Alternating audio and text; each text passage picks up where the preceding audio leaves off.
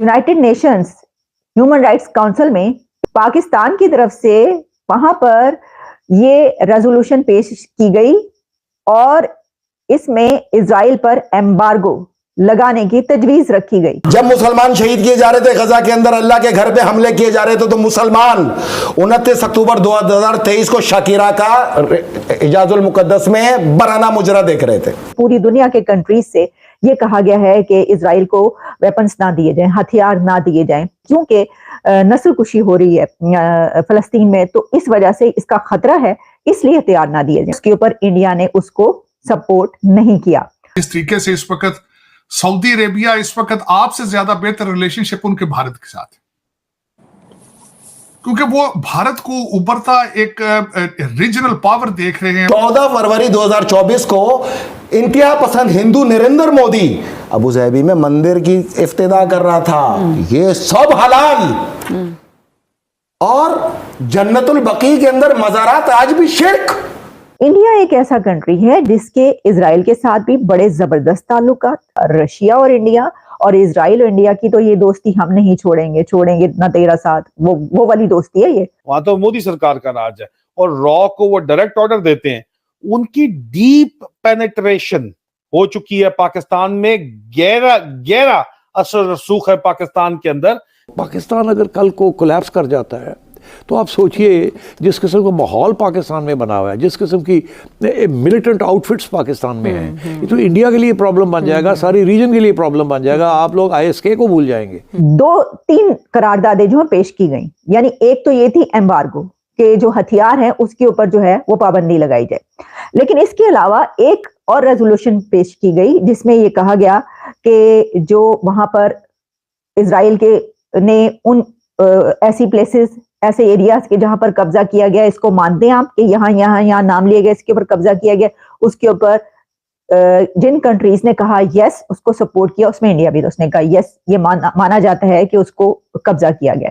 फिर दूसरी एक और करारदाद ये थी,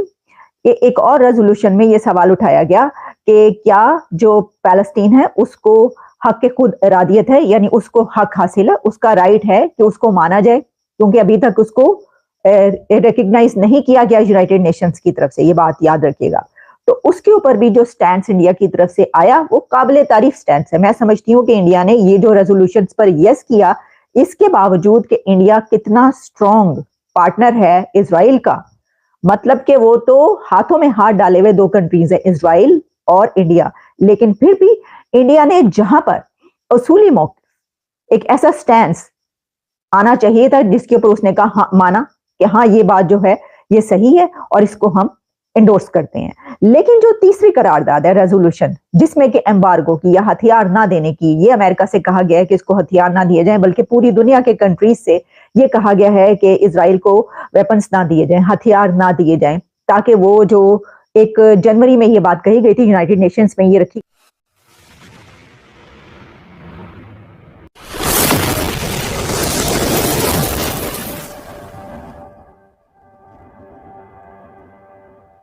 गई थी करारदाद की, वहां पे क्योंकि नस्ल कुशी हो रही है फलस्तीन में, तो इस वजह से इसका खतरा है, इसलिए हथियार ना दिए जाएं। उसी को आगे चलते हुए ये बात अब यहां तक पहुंची, तो उसके ऊपर इंडिया ने उसको सपोर्ट नहीं किया, और ये वो तीसरी रेजोल्यूशन थी। तो जहां पर उसने ये देखा इंडिया ने कि यहाँ पर ये एक असूली स्टैंड है, इसको सही कहना चाहिए, उन्होंने वहां पर अपना वोट दिया, ये देखे बिना कि इसके ऊपर इसराइल नाराज होगा। ये हम पहले भी देखते रहे हैं कि जहां पर ऐसा कोई एक स्टैंड होता है कि जो होना चाहिए वो ये समझते हैं कि नहीं ये बात अगर सही है, तो इस पे अगर दोस्त भी नाराज हो रहा है तो वो उससे पीछे नहीं हटते, वो बात करते हैं। लेकिन पाकिस्तान ने दोस्तों के कहने पर, या दोस्तों के जितने भी, यानी दोस्त क्या जितने भी मुस्लिम उम्मा के जो भी कंट्रीज उसमें शामिल है, उन सब के आगे होकर वो वाली रेजोल्यूशन जो है वो पास करवाई और हो गई है। इससे जब हम आगे बढ़े तो इस वक्त अब ये हुआ है कि पूरी दुनिया का एंगर जो है वो नेतन्याहू के ऊपर, और नेतन्याहू का जो एंगर है वो पूरी दुनिया के ऊपर इस वक्त, यानी वो ये इस वक्त इन कंट्रीज से नाराज नजर आ रहे हैं। लेकिन इजराइल की तरफ से ईरान को ये धमकी दी गई है कि अगर आपने कुछ भी किया जो आप कह रहे हैं, तो उसके बाद जो इजराइल है वो एक ऐसा हमला करेगा कि ईरान को लेने के देने पड़ जाएंगे। अब वो क्या हमला हो सकता है अगर आप सोचें, तो उसमें ये कहा जा रहा है कि एक ऐसा बम या ऐसा मिसाइल वो इस्तेमाल किया जाएगा, कोई ऐसी मैग्नेटिक फोर्स इस्तेमाल की जाएगी जो कि इजराइल के पास वो ताकत है। इंडिया एक ऐसा कंट्री है जिसके इजराइल के साथ भी बड़े जबरदस्त ताल्लुकात, बहुत क्लोज पार्टनरशिप, दोस्ती।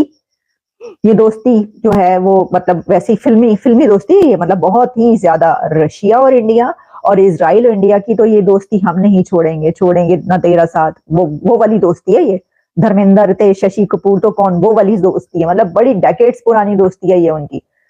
या तो वो इजराइल को इंडिया कह सकते हैं, इंडिया अभी नहीं कह रहा, इंडिया ने कुछ नहीं कहा कि जी, लेकिन अगर इसमें ये होता है कि कोई ऐसी जंग स्टार्ट होती है तो उसको रोकने के लिए या उसको फुल स्केल पर पहुंचने से पहले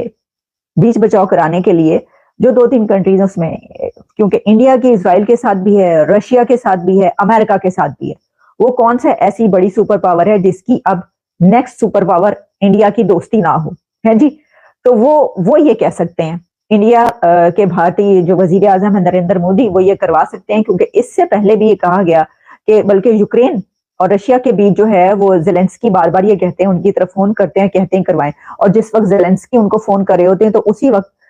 जो रशिया है, प्रेसिडेंट पुतिन के भी फोन उनको जा रहे होते हैं कि उनको ये लगता है कि कहीं ऐसा ना हो कि ये उनकी तरफ हो जाए। तो इससे भी ये लगता है, और फिर अमेरिका के साथ जो है वो बिल्कुल खड़े होके सीधे बात करते हैं, दूबदू बात करते हैं, इंडिया जो है वो करता है, उनके वजीर आजम बिल्कुल ठोक बजा के बात करते हैं। तो ऐसी सिचुएशन में मैं ये समझती हूँ कि इन कंट्रीज को आगे आना चाहिए, और जाहिर है कि अगर ये अभी आगे नहीं आ रहे, अगर इंडिया अभी आगे नहीं आ रहा तो कोई ना कोई तो इनकी वो होगी। वैसे तो हमने ये देखा है कि जो न है डॉक्टर जयशंकर, उनकी तरफ से जो है वो फुल टाइम बड़े आड़े हाथों लिया गया, इजराइल को भी उन्होंने काफी कुछ कहा है, और ये जो कंट्रीज जो जंग करें इनको, इनके मुतालिक उन्होंने बड़े सख्त अल्फाज इस्तेमाल किए और फुल टाइम। खैर डॉक्टर जयशंकर तो जो है वो पूरे के पूरे यूरोप और वेस्ट को वो तो एक ही उसमें जो है वो लपेट देते हैं, वो तो कोई लगी लिपटी रखी नहीं रहने देते, सबको सब कुछ कह देते हैं। हमेशा की तरह आप सबसे रिक्वेस्ट है कि जिसने भी चैनल को सब्सक्राइब नहीं किया है प्लीज चैनल को सब्सक्राइब करना ना भूलिए, साथ साथ बेल आइकॉन को भी क्लिक कर देंगे तो हो सकता है कि आपको नोटिफिकेशन भी मिल जाए, इसलिए कि आजकल बहुत से लोगों को नोटिफिकेशन नहीं भी मिल रहा। तो जिनको नोटिफिकेशन नहीं आ रहे वो प्लीज हर कुछ घंटे के बाद आकर, जब भी टाइम मिले, जब भी आपके पास थोड़ा सा टाइम हो तो आकर चैनल पे देख लिया करें कहीं कोई नई वीडियो तो नहीं आई।